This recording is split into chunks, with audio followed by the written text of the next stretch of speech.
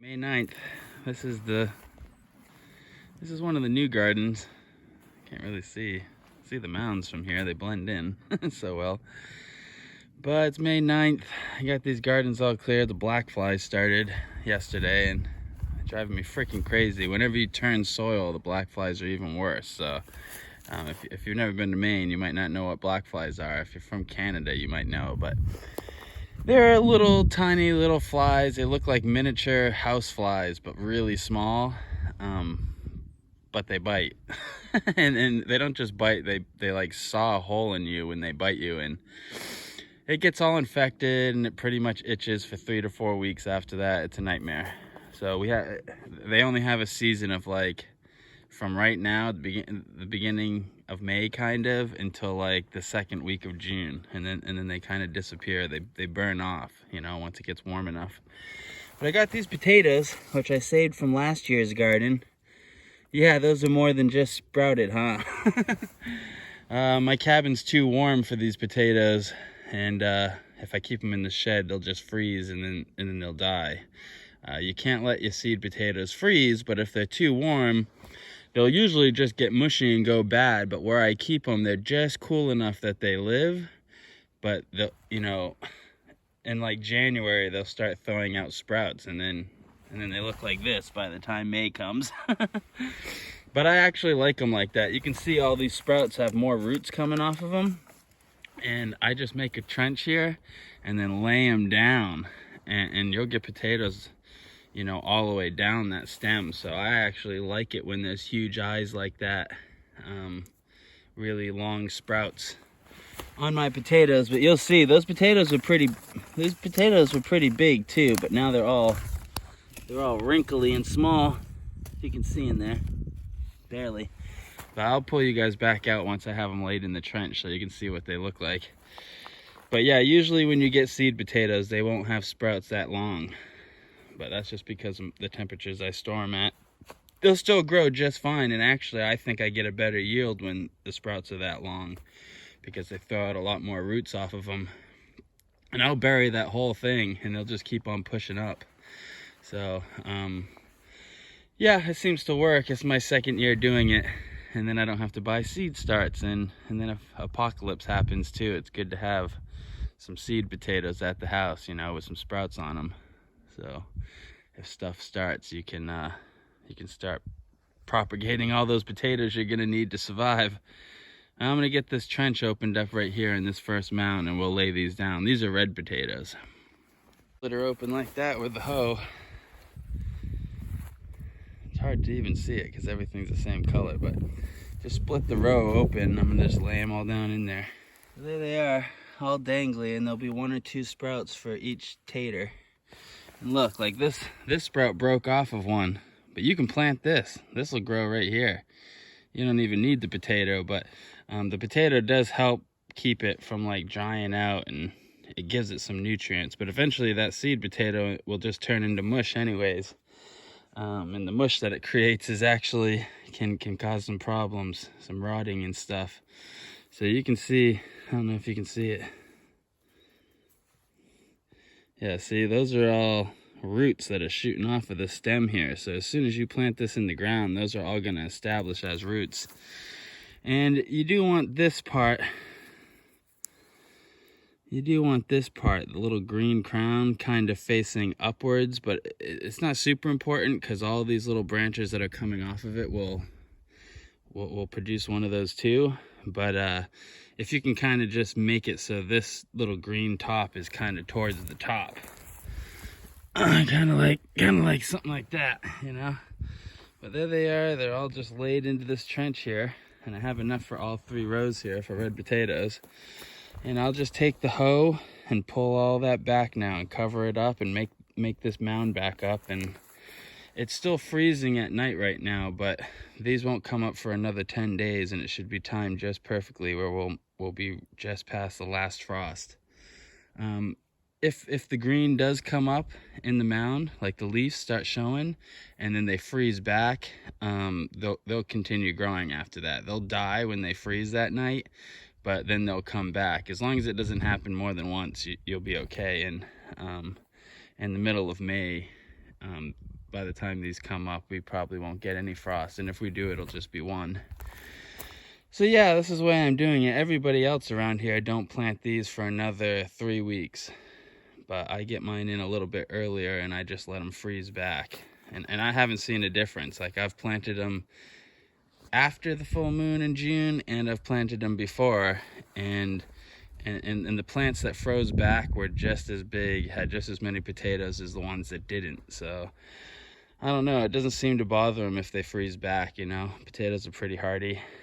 So I'm gonna get these planted, get these rows all done, and then water them one more time. It's gonna rain this week too, so they should get really watered in.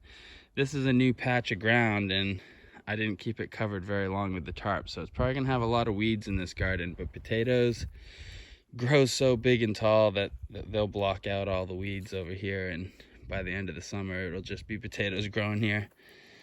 But yeah, May 9th, happy, get the first potatoes in the ground. Make sure I don't starve to death during this horrible, crazy ass year that we're having here. It's 2022, and Russia's in Ukraine, and China's getting ready to do some crazy stuff with Taiwan. It's just going crazy, so good time to plant potatoes and keep my potatoes going. All right, later. Row number 2.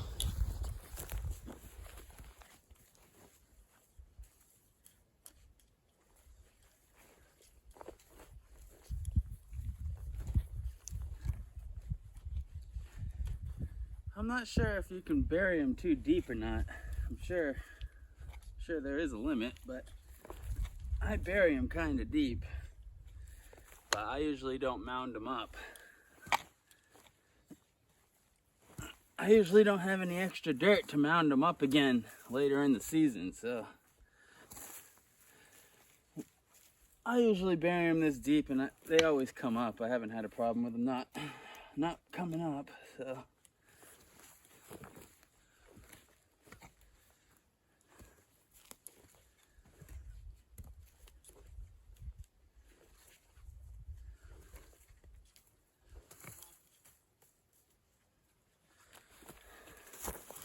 All right, so there's the second row done of these red potatoes, and potatoes are what I put in a garden. The first year I develop a garden, when I dig it up from forest land, you know, when it's a brand new garden, that first year I always do potatoes, and then I rotate the potatoes. Usually whatever my newest garden is, I do potatoes in, and then maybe a garden I hadn't done potatoes in for 3 years or so, then I'll do potatoes in that again. But you usually don't want to do potatoes in the same spot every year. One, it depletes the soil of what the potatoes need to grow, and the bug problem, you know, you get potato beetles and all the bugs that you get from potatoes. They grow a lot of potatoes here in Maine, so there's a lot of bugs related to potatoes. And if you move the patch every year, I don't spray anything on my potatoes really. Sometimes maybe I'll spray BT a little bit, but normally I don't even spray my potatoes. You know, most things don't eat the leaf of a potato because it's poisonous. So I usually just plant them, but you can basically plant them in the ground. I mean, out here in Maine, the soil is fertile enough that first season that you turn that garden, the ground from forest, you really don't even have to feed those potatoes. They'll pretty much grow and do their thing that first year without anything. I'll hit them twice a year with some salts, some like non-organic soil fertilizer basically. But I usually do 2 rows of potatoes up in my organic garden too, which those I just feed manure and stuff too. But yeah, you can get away. If you're turning fresh forest, you can definitely get away that first year without even feeding them. You might not get the hugest potatoes, but the potato season's long here, and they'll get too big anyways. If your potato gets too big, the middle of it will get all nasty and stuff. So you don't want it to get too big, and the natural soil here that first year will get it big enough that it's a full potato, you know. So yep, I'm glad it's a new garden space. So 3 extra rows of potatoes and 3 new rows of garden space, and And the potatoes, you don't have to have fenced. All my other gardens are fenced because I have so many rabbits and stuff on the property, wild rabbits. And the raccoons too. They're little bastards. They get into everything. But they don't, none of them will fuck with potatoes. None of them will mess with potatoes. Excuse my language. Yeah, none of the animals will mess with them because it's, the leafage of a potato is poisonous to most animals, including humans. Now I gotta get this third row broken open, and then this will be planted for the year. This row I put kind of more than usual. I'm gonna see if they crowd themselves out or not. Oh, there goes the paper bag. Yeah, I kind of put like probably twice as much as I would usually put in the hole.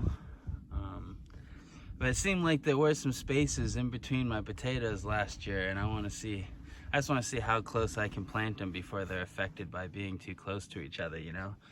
Since they grow out of the ground, I think they'll just root in different directions and try to make space for themselves, you know? As long as the potatoes aren't showing, you know, getting sunlight and turning green, I don't know. I don't know if you can grow them too close, you know? When they grow them in fields, they just plant them pretty close. So I'm gonna do this row with about twice as many in them, twice as many seed potatoes in them, and just see how they grow compared to the other two rows.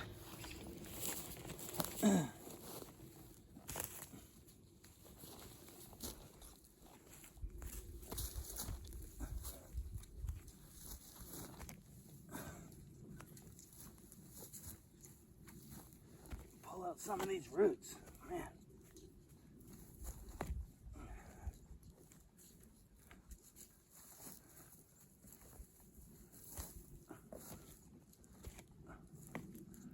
Piece of quartz there.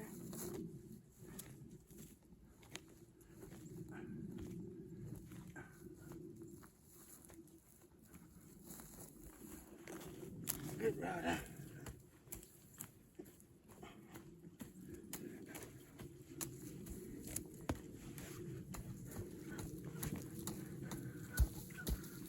Oh man, the black flies.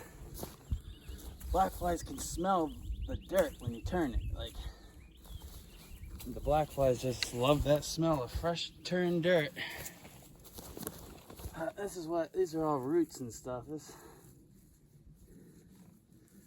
is pretty good stuff because it'll just break down in the soil and become stuff, but it can also grow and become weeds. But I pull a lot of it out because it's harder to work around it. You know, when you pull stuff up, it'll like, the roots will be intertwined in it. And it's just easier to deal with soil that's kind of finer. But yeah, when you're working in fresh ground from, you know, this was forest with trees only last year before I cut it. So this is fresh ground. But there we go. See if I can get you off this mount without shaking you too much. There you go, all 3 rows. My first potatoes in for 2022. This garden doesn't get super great sun either, so we'll see. We'll see how it goes. But I still got a bunch of red potatoes, so I think I'm gonna do, these 2 rows have never had potatoes in them, and they don't get great light either, so it's not a good spot for lettuce and stuff. So I think I'll put red potatoes in those 2 rows too, because I still got a lot of seed potatoes left in there, and they're all sprouting out of control, so I gotta get them in the ground. I'll probably till that up with the hoe, and put that's all winter ryegrass.